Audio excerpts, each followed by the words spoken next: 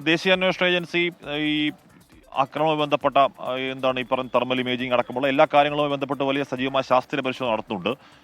13-ാം നാൾ അന്വേഷണത്തെക്കുറിച്ച് അവർ പുറത്തു പറയുന്ന വിവരങ്ങൾ എന്താണ് വിനീത?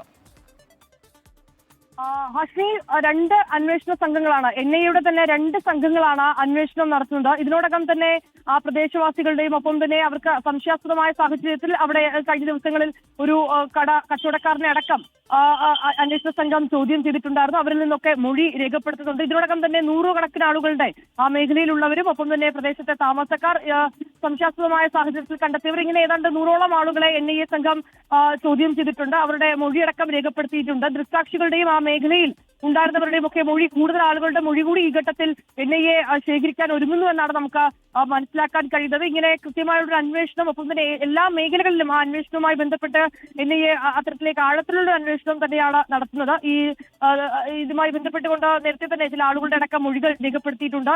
ഒപ്പം തന്നെ ഈ ലഷ്കർ തൊയ്ബയുടെ അടക്കമുള്ള ബന്ധം അന്വേഷണ സംഘത്തിൽ നേരത്തെ കണ്ടെത്താനും കഴിഞ്ഞിട്ടുണ്ട്. ഇങ്ങനെ ഒരു വശത്ത് ഇതിന്റെ അന്വേഷണം, ഒപ്പം കൂടുതൽ ആളുകളുടെ മൊഴി രേഖപ്പെടുത്തൽ, ഇങ്ങനെയുള്ള തുടർ നടപടികളും ഒക്കെയായി അന്വേഷണ സംഘം മുന്നോട്ട് പോകുകയാണ്.